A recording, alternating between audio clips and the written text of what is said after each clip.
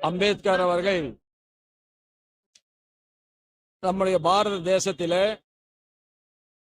மகாத்மா காந்தியடிகளுக்கு பிறகு, நேதாஜி சுபாஷ் சந்திர போஸுக்கு பிறகு மிக பெரிதாக மதிக்கக்கூடிய ஒரு தலைவர் அம்பேத்கர் அவர்கள். அவருடைய புகழ் என்றைக்கும் ஜீவிதமாய் இந்த மண்ணிலே நிலைத்திருக்கும். அவருடைய புகழை அடுத்த கட்டத்திற்கு எடுத்துச் செல்வது அவர் இந்திய தேசத்துக்கு தந்திருக்கின்ற அந்த மகத்தான கான்ட்ரிபியூஷன்.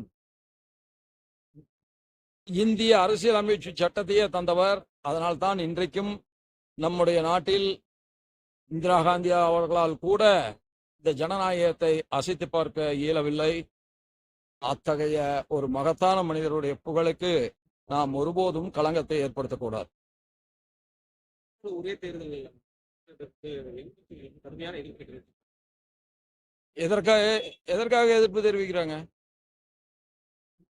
மாநிலங்களுடைய உரிமை ஒருபோதும் பறிபோகவில்லை. அப்படி போகிறது என்று சொன்னால் பிறகு கலைஞர் ஏன் 1971 சட்டமன்றத்தை கலைத்துவிட்டு பாராளுமன்ற தேர்தலோடு நடத்தினார்கள்? அன்றைக்கு கலைஞருக்கு தெரியாதா இது மாநில உரிமையை பறித்துவிடும் என்று தெரியாதா? எல்லாம் மத்திய அரசை எதிர்க்க வேண்டும் என்பதற்காகவே தமிழகத்திலே சிலர் கங்கணம் கட்டிக்கொண்டு வேலை செய்கிறார்கள். அதனுடைய ஒரு பகுதி தான் இது. எப்பொழுது எப்படி அடிக்கடி குழந்தை அன்னையினுடைய நலத்திற்கு கேடோ, அப்படி அடிக்கடி தேர்தல் என்பது சமுதாயத்தினுடைய முன்னேற்றத்துக்கு, மாநிலத்தினுடைய முன்னேற்றத்திற்கு, நாட்டினுடைய முன்னேற்றத்திற்கு கேடு விளைவிக்கும். அதனால் தேர்தல் என்பது 5 ஆண்டுகளுக்கு ஒரு முறை வருவதுதான் முன்னேற்றத்திற்கான வழியாக இருக்க முடியும்.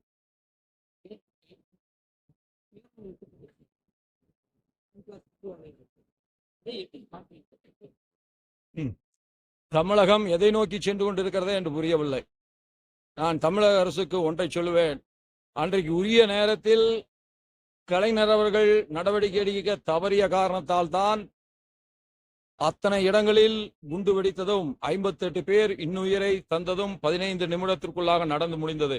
இன்றைக்கு அதுபோன்ற ஒரு வீணசக்தி மீண்டும் ஏதோ ஒரு தியாகியை போல ஊர்வலமாக செல்வதற்கு மாநில அரசு அனுமதிக்கிறது என்று சொன்னால், சாதாரண மக்கள் கொன்று குவிக்கப்படுவதை தமிழக அரசு போற்றுகிறதா, பாராட்டுகிறதா என்ற கேள்விதான் முன்னாடி நிற்கும். நான் கூட பார்த்தேன், அதில் 2 அரசியல் தலைவர்கள் கூட ஏதோ ஒரு பெரிய தியாகிக்கு மரியாதை தருவதை போல கலந்து கொண்டிருக்கிறார்கள்.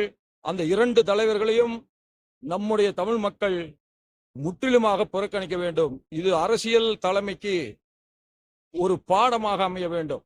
யார் தவறு செய்தாலும் தவறுதான். வெடிகுண்டுகளால் சாதாரண குழந்தைகளை கூட கொன்று குவித்த ஒருவன் தியாகியா? அவன் ஒரு மதத்தை சார்ந்தவன் என்பதற்காக அவனை போற்ற முடியுமா? அவனுடைய இறப்பை கொண்டாட முடியுமா?